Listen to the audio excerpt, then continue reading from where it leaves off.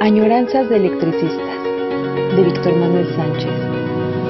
La historia de los electricistas nos permite encontrar una trayectoria política de su presente.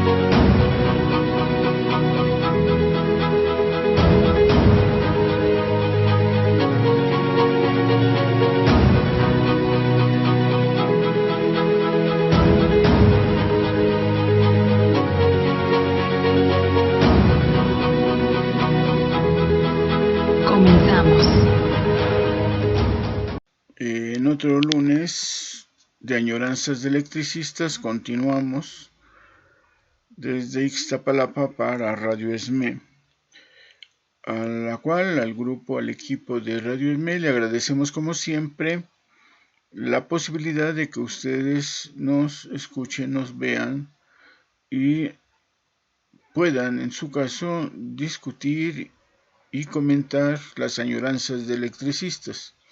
Es muy importante, sería muy bueno que escribieran a Radio ESME, enviaran algunos chats para saber la opinión de todos ustedes y estar, en su caso, si pidieran algunos temas especiales, tratarlos. Y si no, sobre todo, si en algunas ocasiones estoy cometiendo algunas equivocaciones o errores, que puede ser, como siempre puede ser, pues igual me llamen la atención, me digan esos comentarios tan necesarios siempre para quienes hacemos estos comentarios para todos ustedes. Bien, retomamos decimos estamos en junio, ya se nos pasó todo el semestre y como siempre ha sucedido también este mes se va a escurrir, como decimos luego, como arena entre los dedos o como agua que se va más fácil. Estábamos comentando, iniciamos el comentario la vez pasada de estas añoranzas sobre un libro. Hay pocos libros de los propios trabajadores, estoy tratando de localizar otro, un folleto que se hizo sobre un referente autocrítico durante la gestión de Jorge Torres Ordóñez, haciendo una recopilación de los años anteriores. Entonces, pocos libros de los mismos trabajadores o de gente que pertenece al sindicato existen, ¿no? Y yo les decía que el que estamos comentando, es uno de esos pocos. El otro, en realidad, es una recopilación.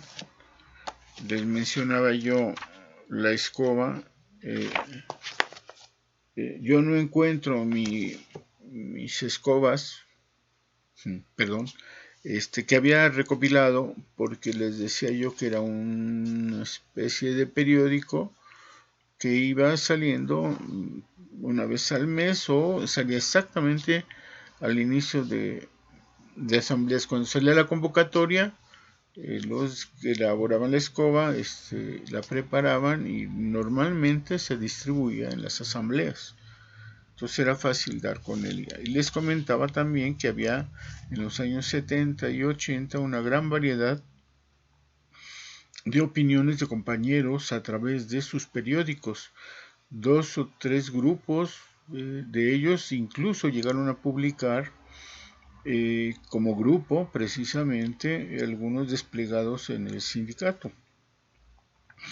Esta actividad de grupos sindicales era creciente, era muy llamativa. Es la época precisamente, y por eso también traje a colación el comentario sobre la tendencia democrática, son los años de fusión, de la posibilidad de que se iban a fusionar los 3 sindicatos electricistas y de la fusión que finalmente se hace entre 2 para crear el SUTER, y el gobierno de Echeverría, que fue sumamente criticable, confuso, llamativo por estratosférico, le decían pues que era un presidente de izquierda y resultó ser un buen populista, ¿no? pero estos años fueron tan llamativos que yo les decía que las intenciones de crear no solo un solo sindicato electricista, sino un solo sistema eléctrico nacional integrado, se van realizando ahí, ¿no? Es la época en que lo más llamativo para la industria eléctrica fue la integración de los sistemas, de los ciclos que había en la capital, en la zona central, un determinado circuito, un ciclo perteneciente a Compañía de Luz y el otro que era a nivel nacional. Se unifican y entonces se crea un solo sistema, y para el SME significó que le quitaron esa materia de trabajo. La integración del sistema 5060 que tenía que hacerse le correspondía, por el hecho de ser la zona central, a los trabajadores de Compañía de Luz, y no se les permitió hacerlo. Crearon un elefante blanco, una empresa, CUF, para que integrara finalmente los sistemas. Finalmente, también en 76, casi al finalizar el sexenio de Luis Echeverría, modificó la ley federal de energía eléctrica y dejó solo en un pequeño transitorio al final de la ley, dejó en liquidación a Compañía de Luz. Era propiamente la desaparición de la Compañía de Luz, creándola como una empresa en quiebra para desaparecerla totalmente. Desde ese año de 1976 y toda la historia que viene después, hasta los 90, Compañía de Luz estuvo en liquidación. Estos son los años. Y seguramente que por esto hubo esta efervescencia de debate, de discusión, de organización, de grupos sindicales. No solo, porque también hay que revisar en este periodo, no solo eran grupos sindicales para participar en las elecciones generales, ¿no? Había una tradición también poco fortuita en ese sentido, porque lo que debió haberse hecho es crear grupos sindicales permanentes y no solo grupos sindicales electorales, ¿no? Que fue también una de las tradiciones. Solo se crearon grupos para contender por las elecciones generales, es decir, por el Comité Central. Y entonces eran grupos muy supletorios, muy simples, y desaparecían. Se acababan las elecciones para julio y en agosto ya no había grupos sindicales. Pero les digo que esta efervescencia de lo que ocurrió en la industria en estos años, y ya. Bueno, por eso, insisto, está el ejercicio.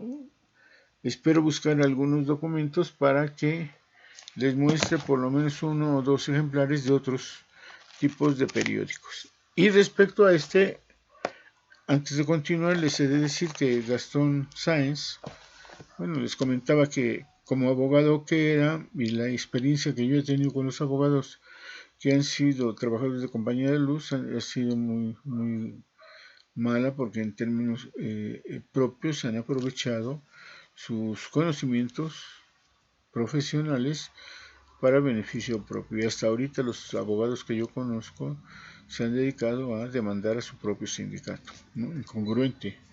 No es de clase social, no es de conciencia ese tipo de condiciones. Una buena condición sindical es pelearse dentro, organizar.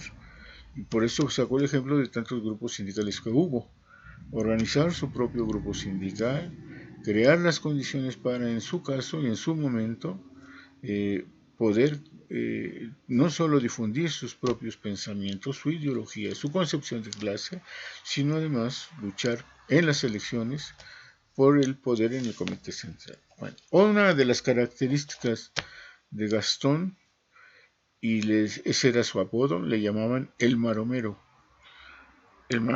Sáenz, porque en las distintas etapas electorales, ahí sí podemos llamarlo, él pertenecía a un determinado grupo, hacía promoción, se difundía, se rasgaba, se entregaba en cuerpo y alma a ese grupo sindical, y sin embargo el año siguiente aparecía en otro y pasaba lo mismo.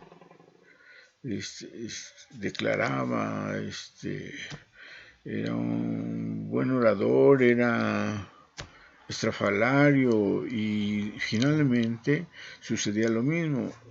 Estaba con un grupo sindical, hacía lo máximo por defenderlo, y cuando nos damos cuenta en las siguientes elecciones estaba en otro grupo sindical, ¿no? Y en ese sentido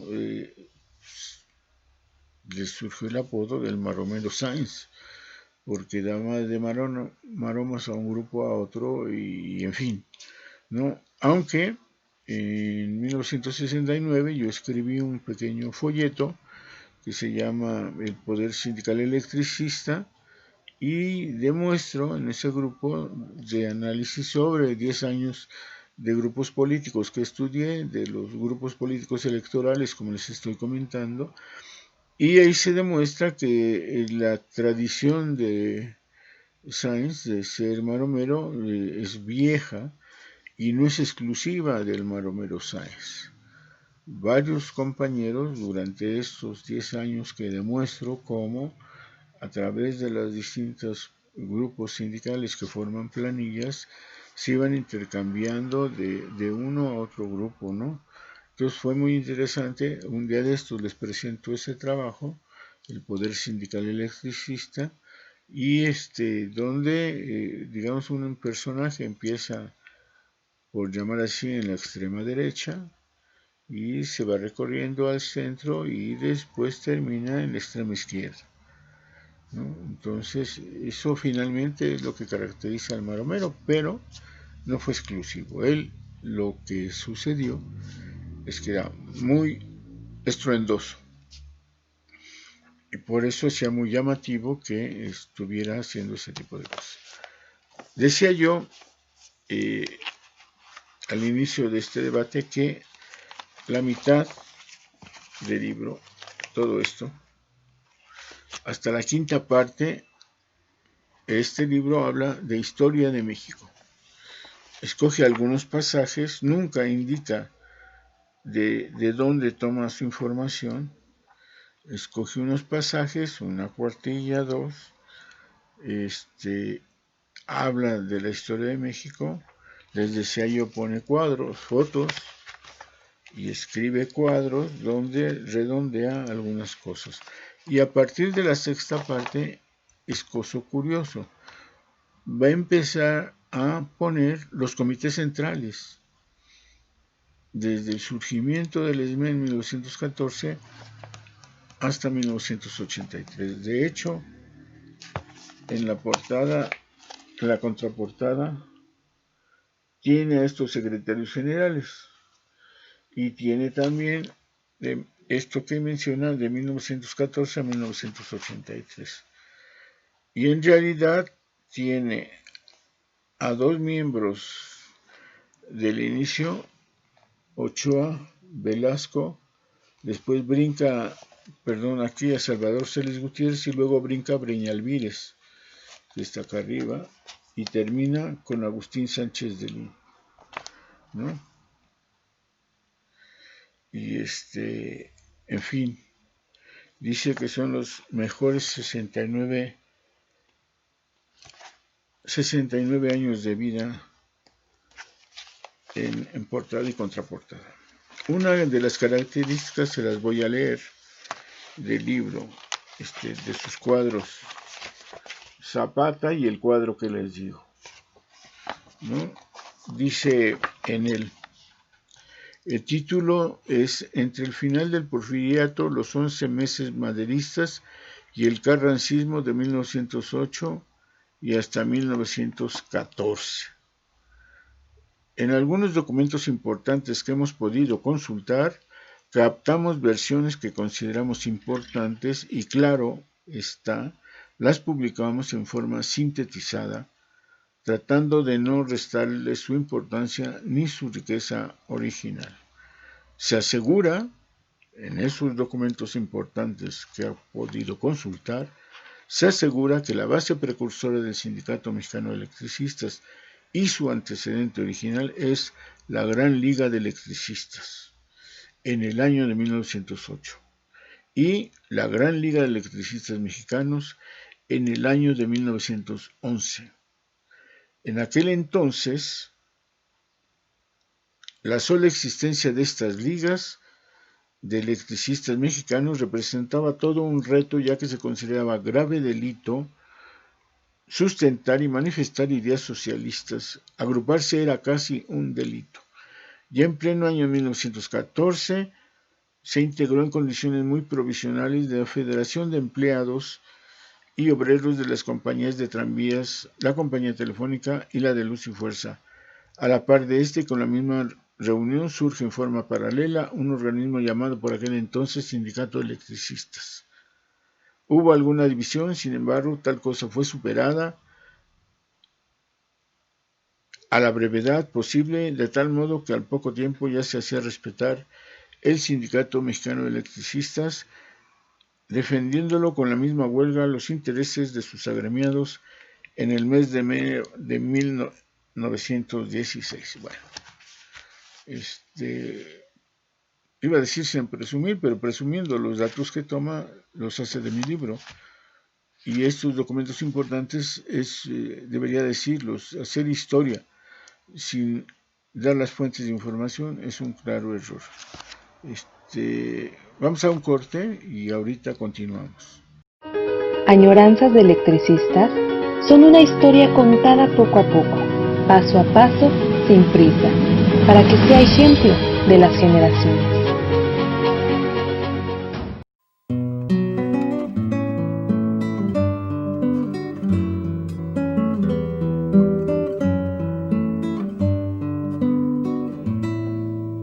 Una sombra,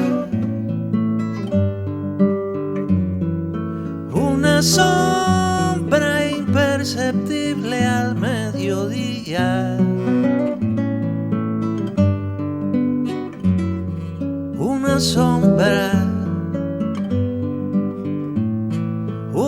sombra que jamás lo parecía.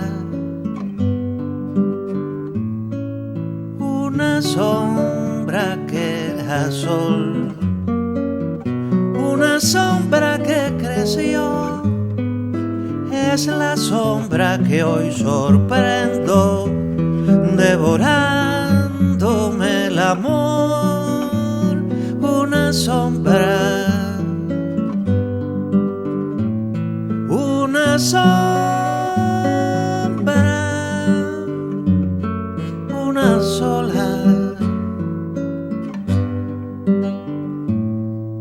que no vi.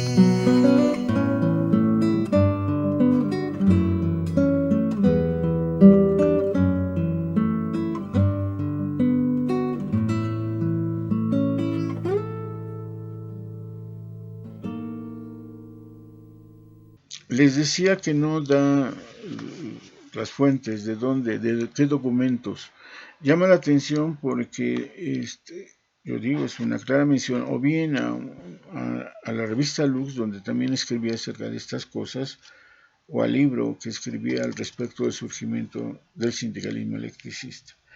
Y tal como está incluso la frase que cita de que ya se consideraba grave delito sustentar y manifestar ideas socialistas, agruparse era casi un delito. Eso está citado textualmente de una carta que escribe Luis Ochoa para dar de alta la sexta sección de la Liga de Electricistas en la capital a la matriz que dice en esa carta Ochoa estaba en Monterrey. Entonces, ¿por qué no citar? ¿Por qué no decir cuáles son? ¿Qué le costaba decir? En la revista Lux hay un artículo, por lo menos eso, ¿no? Y no lo hace. Así está parte del libro y demás. Y llama la atención que lo diga porque finalmente también en todo el resto del libro que va a ir poniendo los integrantes de los comités centrales Delesme no tampoco dice de dónde lo obtiene, y ahí hay una de dos: o lo toma del libro de actas, si sería correcto que mencionara, o lo toma del libro que yo escribí, y también debe de citarlo. Entonces, en términos de escritura, esto es fraude, no citar el origen de los libros o fuentes originales que consultas, o en términos más estrictos, plagio. Entonces, un abogado que comete fraude o plagio, valiente abogado, dirá uno, es plagio intelectual, y esto no debe de ser así. Siempre tenemos que tener cuidado en este tipo de documentos y reconocer de dónde lo hacemos. En la página 80, apenas 4 paginitas después de lo que he leído, dice lo que sigue. Entre los meses de mayo y junio de 1916, entre paréntesis, hace ya 67 años que esto sucedía. Por ese entonces se aseguraba que la Casa del Obrero Mundial intentaba y servía intereses pequeñoburgueses. Los aproximadamente 3.300 obreros pertenecientes a esta se comprometieron a formar los batallones rojos y se adhirieron a las fuerzas carrancistas. El Sindicato Mexicano de Electricistas no aceptó adherirse a esta situación ni a las fuerzas del mismísimo Carranza.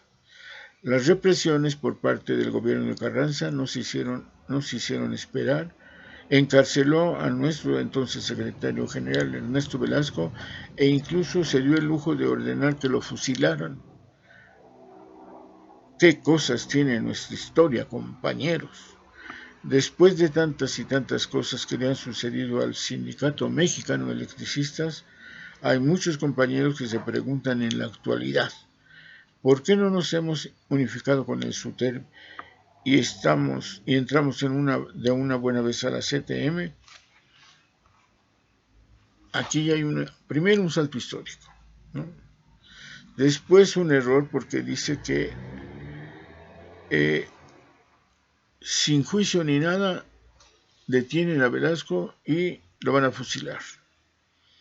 Después brinca de hacer ese corte de que, bueno, se brinca todos los años y la explicación de los batallones, de la Casa del Obrero, de la Revolución, se brinca que en 16 lo condenan y después hasta ahora. ¿Por qué por no unificarnos a SUTERM? A los compañeros, continúa, que aún no lo saben por falta de información, o a aquellos compañeros que ya lo han olvidado, el Sindicato Mexicano de Electricistas fue uno de los organismos fundadores de la CTM, como también lo fue de la Casa del Obrero Mundial, pero de ambas tuvo que salir y mantenerse independiente y autónomo, hasta aceptar su inclusión en el Congreso del Trabajo, en los años 60. Se separó de la Casa del Obrero Mundial cuando ésta aceptó formar los batallones rojos, para adherirse a las fuerzas proburguesas del carrancismo. De ese momento, de la CTM tuvo que salir al no estar de acuerdo con los procedimientos corporativos, entreguistas y desviados de los dirigentes Francisco Sardanita y Vicente Lombardo Toledano, quienes entre otras cuestiones afirmaban y sostenían que quien fuera miembro de la CTM tenía por consiguiente que ser miembro del partido político que en esta central obrera encontrara simpatía. Bien, no hay orden, no hay explicaciones, no hay análisis, y los periodos históricos lo tienen sin cuidado, ¿no? Primero los saltos históricos fíjense, nada más son 3 años, 14, 15, 16, y ya hay saltos de un suceso a otro sin poder explicar. Después empieza la historia que quizá en este sentido sí valga la pena retomar. La lista de los integrantes de los comités centrales, que también por desgracia va cometiendo errores, pero se podría solventar en términos generales, ¿no? Por ejemplo, un cuadro para que vean estos errores. En la página 84, el recuadro histórico es bueno, de este lado Ángel Frutos, secretario general, y de el recuadro que les voy a leer. Dice, el C. Ángel Frutos Bonilla era secretario general en plena huelga de enero de 1916. El día 7 del mes de enero del mismo año de 1916, el nuevo comité central nos presentaba a los siguientes compañeros. Ángel Frutos Bonilla, secretario general. En la Secretaría del Interior al compañero Antonio Dávalos. En la Secretaría del Exterior al compañero Manuel Mendiolea. Como secretario tesorero al compañero Agustín López Guzmán. Y por último al compañero José López Aguado en el cargo de prosecretario de EC. Este comité central solo fungió durante 3 meses y 27 días.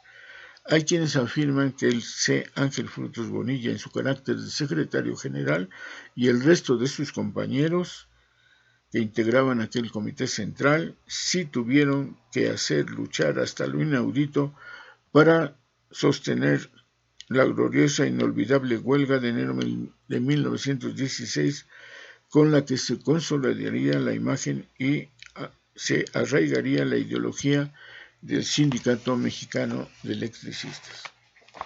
Volvemos, no explica, no dice cuál famosa huelga, por qué se demandó, qué hubo, en fin. Dice eso y después, 2 páginas adelante, comenta que llegó por primera vez una mujer al comité. Ya habíamos comentado yo que durante mucho tiempo yo mismo, en vez de poner comité ejecutivo, puse comité central. No había comité central. Durante todos los años era comité ejecutivo. La palabra, en lo personal, a mí no me gustaba y por ese gusto y vanidad yo le llamé comité central, ¿no? En todos los escritos que me hacía referencia a estas épocas era siempre comité central. El comité central como tal, con ese nombre, aparece en los estatutos de 1933 y en 36, y en los de 35, perdón. Y ahí surge la propuesta de comité central. Los años 30 es uno de los años más fuertes, más vigorosos, de una tendencia fuertemente, yo podría decir comunista o socialista. La efervescencia, los tres secretarios generales de los años 30, los ingenieros y el abogado de aquella época eran del Partido Comunista, en especial el abogado que estuvo ahí, y es Mario Pavón Flores, y él sí específicamente sí era miembro del Partido Comunista, y los secretarios generales consensaban, estaban de acuerdo con las ideas socialistas de la época, y por eso en ese momento sí se manejaba la idea de comité central. Los socialistas, atraídos por la revolución de octubre de Rusia, de la URSS, que se mencionaban ellos como comité central, trajeron ese tipo de idea de lenguaje, y los estatutos ahora sí quedó plasmado, ¿no? Bueno, dice, a partir del día 3 de mayo se integra un nuevo comité central integrado por los siguientes compañeros. En la Secretaría General, el C. Enrique Reyes Leño. Como secretario del Exterior, el C. Delfino Revilla Rodríguez. Como secretario del Interior, el C. Luis Armendáriz, y como prosecretario por primera vez en su existencia del ESME, cuenta en forma valiosa y por demás significativa con la presencia y participación de una mujer, la compañera Clementina López Durán. Este comité central solo estuvo vigente durante 7 días. El 10 de mayo de 1916 se nombra un prosecretario del Interior y dicho nombramiento recae en Carlos Enrique Carmona y se designa otro prosecretario, recayendo la designación en C. Alfonso Contreras Sánchez. ¿Sí? Y termina el párrafo diciendo así: la compañera Clementina López Durán hace 67 años señaló y dejó grabado el ejemplo a seguir. ¡Tómenlo! Órale. Bueno, solo hay cambios, dice que hubo cambios en todo el comité y solo menciona 2. Y entonces, ¿por qué poner que se sustituyó a todos? ¿No? Lo cierto es que efectivamente quien tomó el cargo el 17 de mayo, no a los pocos días, fue Ernesto Velasco. Por alguna razón que no se explica en los libros de actas, Enrique Reños renuncia a la Secretaría General y lo toma Ernesto Velasco. Por eso a él, por esta consideración, le correspondió participar en la huelga general de 1916. En una página exclusiva, les muestro, bueno, esta en blanco, abajo dice que debería estar el foto de Enrique Reñes, el secretario general.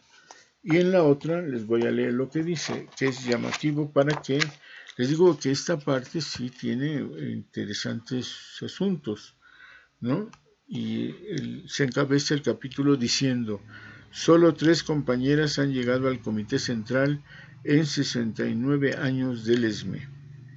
La compañera Clementina López Durán, prosecretaria del Comité Central del ESME, a partir del 3 de mayo de 1916. La compañera Josefina Medina, prosecretaria tesorera del Comité Central del ESME, a partir del 17 de julio de 1924. La compañera Ana María Sileceo, secretaria de Actas y Acuerdos del ESME, del 14 de diciembre de 1935 al 14 de diciembre de 1936. Desde hace 47 años, ninguna compañera ha vuelto a formar parte del Comité Central. Es cierto. Esto es cierto, para este tiempo es efectivamente las únicas compañeras que han estado en el comité y que han sido parte pues de los momentos históricos de esa época, como el de Siliceo, que le correspondió justo el año de reconstrucción del ESME, porque hace una modificación a los estatutos, le toca formar parte de lo que fue en ese momento la primera comisión legislativa, porque efectivamente se obtuvieron los permisos para que durante la preparación del contrato colectivo representantes de cada departamento participaran en la preparación, discusión y proyecto del contrato colectivo, y el comité en su conjunto tuvo necesidad de participar en esto. Entonces Siliceo, desde la Secretaría de Actas, formó parte de este gran comité que, como decimos, fue muy, muy interesante su participación.